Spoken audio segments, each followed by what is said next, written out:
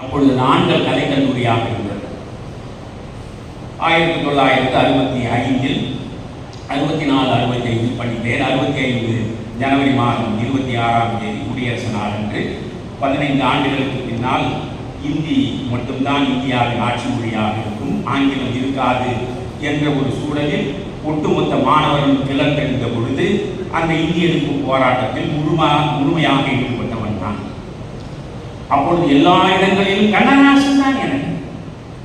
இங்கு நம் மொழிகளுக்கும் இந்திக்கு பாடை கட்டி சங்கோடு பலை முழக்கி சட்டியில் கொள்ளி தூக்கி அங்குலம் எலும்பு கூட அகப்படாத தெரு தெருவாக பாடுவேன்.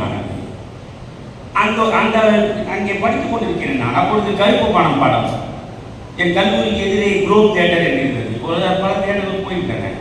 அந்த குளோப் திரையரங்கத்தில் தான் கருப்பு பணம் வெளியிடப்படுகிறது. அதில் முதல் காட்சியே பார்த்தாக வேண்டும் என்று போய் வரிசையில் நின்று முதல் காட்சியை போய் காத்து ஏதோ சரித்திர சாதனை எடுத்துவிட்ட மாநிலங்களை போல அந்த பணத்தை பார்த்து அதில் கண்ணதாசன் வருவார்.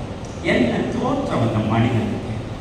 எம்ஜிஆருக்கு எப்படி ஒரு அழகான தோற்றமோ ஒரு சந்தன நிறமோ அது போன்று ஒரு அழகுமயமான தோற்றம் கண்ணதாசன் பக்கத்திலே இருந்த அந்த அழகை நான் பருகியிருக்கிறேன். அதில் பாடிய பாடல்கள் நெஞ்சை நிமிர்த்துங்கள் தோழர்களே, இனி நேருக்கு நேர் நின்று பார்ப்போம், சம நீதிக்கு போர்ப்படை சேர்ப்போம், இனி பஞ்சை பராடிகள் துஞ்சி இறந்துண்ணும் பட்டினி கோலத்தை மாய்ப்போம், நெஞ்சின் பாரத்தை வேறுடன் சாய்ப்போம் என்று பாடுகிறானே. அதே கண்ணதாசன் சினிமாவில் அவன் என்ன பாடுகிறான்? எல்லோரும் எல்லாரும் எல்லாம் பெற வேண்டும், இங்கு இல்லாமை இல்லாத நிலை வேண்டும், வல்லான் பொருள் குவிக்கும் தனி உடைமை நீங்கி வர வேண்டும் திருநாட்டின் பொது உடைமை. சினிமா பாடல் யார்?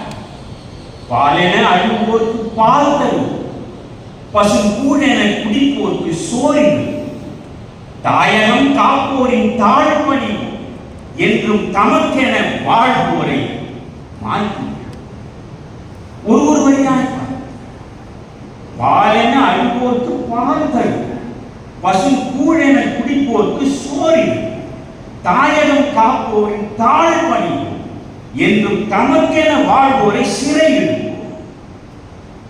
கிணற்றில் இருந்து கொண்டு உலகளப்பார், இருட்டில் மறைந்து கொண்டு விளக்கணைப்பார்,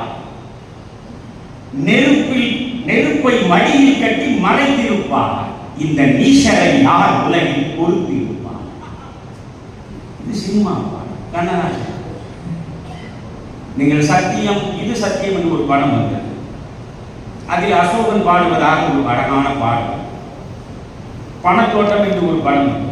அது எம்ஜிஆர் பாடுவதாக ஒரு அழகான பாடல். எம்ஜிஆர் பாடியதால் அந்த பாடலும் வெற்றி பெற்றது, அந்த படமும் பெரிய வெற்றி பெற்றது. அசோகன் பாடியதால் அந்த பாடல் பெரிதாக உங்களுக்கு சேரவில்லை, அந்த படமும் பெரிதாக ஈடுபடவில்லை. ஆனால் அந்த சத்தியம் சத்தியம் இது சத்தியம், எல்லாம் வல்ல இறைவனின் ஆணை, சொல்ல போவது யாவனும் உண்மை என்று சொல்லுது. என்ன வரிகள்! பஞ்சை போட்டு நெருப்பை மறைப்பவன் பைத்தியக்காரனடா, பாவம் தீர்க்க பணத்தை இறைப்பவன் பச்சை மடையனடா, நெஞ்சுக்கு நீதியை மறைத்தே வாழ்பவன் நிச்சயம் மிருகமடா, நீதியிலும் தன் வேர்வையிலும் தினம் வாழ்பவன் தெய்வமடா. இது ஒரு சாதாரண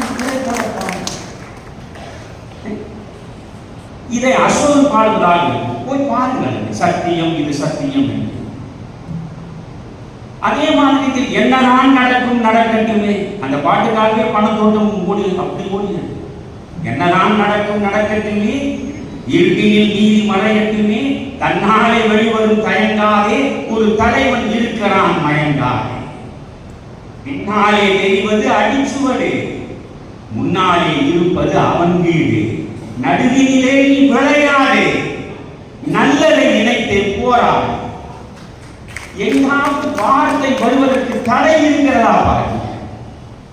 பின்னாலே இருப்பது அடிச்சுவடு, நான் நடந்து வந்த காலடி சுவடு, கடந்து விட்ட வாழ்க்கை, முடிந்து விட்ட காலம், பின்னாலே வருவது பின்னாலே தெரிவது அடிச்சுவடு, முன்னாலே இருப்பது அவன் வீடு, நாம் போக போகிற இடம், செத்த பிறகு சேரப்போகிற இடம், முன்னாலே இருப்பது அவன் வீடு, நடுவினிலே நீ விளையாடு,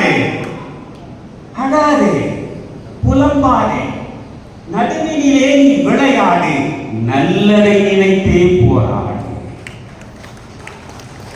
4 வழியா படி. நான் இந்த புத்தகத்தை குமரையா கொண்டு வந்திருக்கிறார் எனக்கு தெரியாது. கண்ணதாசன் 5000 திரைப்பட பாடல்களை எழுதியிருக்கிறார்.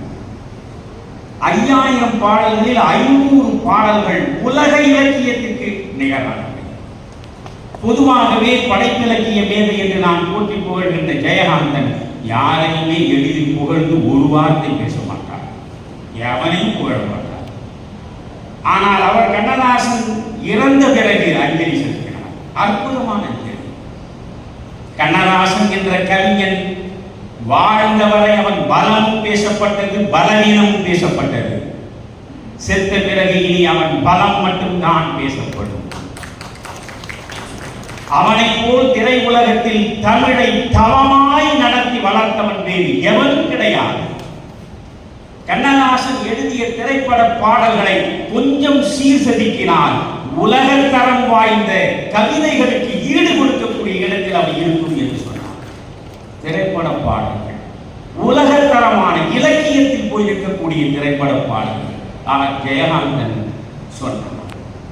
இது போன்ற கண்ணதாசனுடைய பாடல்களை பார்க்க வேண்டும்.